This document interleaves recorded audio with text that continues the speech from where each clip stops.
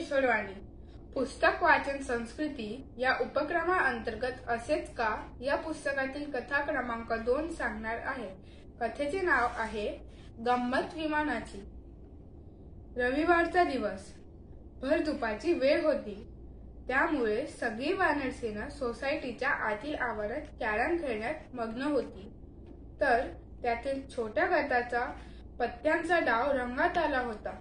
तितक्यात आकाशातून घर घर असा जोराचा आवाज आला आणि विमान आलं असं ओरडतच सर्वजण आकाशाकडे एकटक पाहू लागले।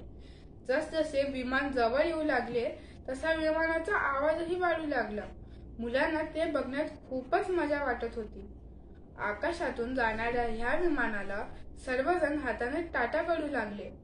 अवघ्या काही मिनिटात विमान गायब झाले, पण मुलांच्या मनातील विमानाची गंमत व कुतूहल मात्र तसेच होते। पुन्हा आधीचा खेळ खेळण्यास सर्व मुलांनी सुरुवात केली, पण अगदीच न राहिल्याने छोट्या रियाने तिच्या मनातला प्रश्न सर्वांना विचारला, मित्रांनो, मला सांगा, हे विमान आकाशातून खाली का पडत नाही? तिने असे विचारताच सर्वजण खो खो हसू लागले। तितक्यात आर्य म्हणाला, विमान खाली पडले तर त्यातील माणसे जिवंत राहतील का? पुन्हा सर्वजण रियाला चिडवू लागले। रडवलेल्या आवाजात रिया म्हणाली, अरे हसतात काय रे? आमच्या बाई तर सांगतात की आकाशात वरच्या दिशेला टाकलेली कोणतीही वस्तू खाली खेचली जाते। खरं तर सर्वजण तिची टिंगल करत होते, पण याचे उत्तर मात्र कोणालाही ठाऊक नव्हते। मुलांच्या ह्या सर्व गप्पा कुणाल दादा दुरूनच ऐकत होता। त्यांच्या मनातील कुतूहलाची त्याला गंमत वाटत होती, पण आपल्या सोसायटीतल्या ह्या भावी संशोधकांना याचे खरे उत्तर सांगितल्याशिवाय समजेल तरी कसे, असा विचार करून दादा मुलांच्या घोळक्यात जाऊन उभा राहिला। विज्ञानाची खूप आवड असलेला हा कुणाल दादा इंजिनिअरिंग करत होता। त्याला बघून सर्वजण शांत झाले, पण मोठ्या निताईने रियाने विचारले, दादा आता तूच सांगा मला, आकाशातून उडताना विमान खाली कसे पडत नाही? दादा हसून म्हणाले, हे बघ रिया, याच्या मागे खूप मोठं वैज्ञानिक कारण लपलेले आहे। कोणतं रे दादा, सांग ना आम्हाला। हो सांगतो, चला आपण सर्वजण एक ठिकाणी गोल करून बसूया। आता सर्वच जण विमानाची ही गंमत ऐकण्यासाठी आतुर झाले होते।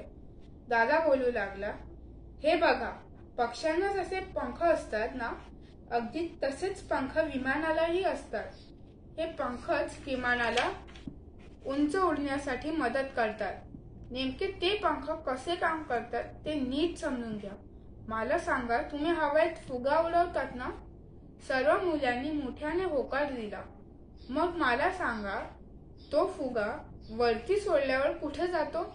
मुले म्हणाली, त्याच्यात हवा असल्यामुळे तो वरवर जातो। अगदी बरोबर, विमानाची इंजिन सुद्धा असेच फुग्याप्रमाणे काम करत असते। फुग्यातील थोड्याशा हवेमुळे तो दूर उडून जातो। विमानाच्या इंजिन मध्ये वर जाण्याची ही क्रिया सतत घडत असते। विचार करा की इंजिन विमानाला किती जोरात पुढे ढकलत असेल। काही विमानं तर ध्वनीच्या वेगापेक्षाही अतिवेगाने हवेला कापत असतात। विमानाचे पंख या हवेला 2 भागांमध्ये विभागतात, एक पंखाच्या वरून व दुसरा पंखाच्या खालून। विमानाच्या पंखांना एक विशिष्ट आकार दिला जातो। पंखांच्या वरच्या बाजूला काही अडथळा नसल्याने साहजिकच हवा लगेच वर वाहते, पण पंखांच्या खालून वाहणाऱ्या हवेला पंखांच्या तिरपेपणामुळे अडथळा निर्माण होतो व तिची गती कमी होते। हवेच्या वेगामुळे व वेगात असलेल्या फरकामुळे हवा खालून वर जाण्याचा प्रयत्न करत असते। पंखावरच्या दिशेने ती जोरजोरात बल देते, त्यामुळे विमानाचे पंख वर ढकलले जातात व विमान उडते। रिया म्हणाली, दादा, म्हणजे हवेची ही क्रिया सतत सुरू असल्याने विमान उंच उंच उडते व खाली पडत नाही, बरोबर ना? दादा म्हणाला, हो हो, अगदी बरोबर। विमानाची गंमत कळल्यामुळे सर्व मुले खूपच खुश झाली व दादासाठी जोरजोरात टाळ्या वाजवू लागली। धन्यवाद।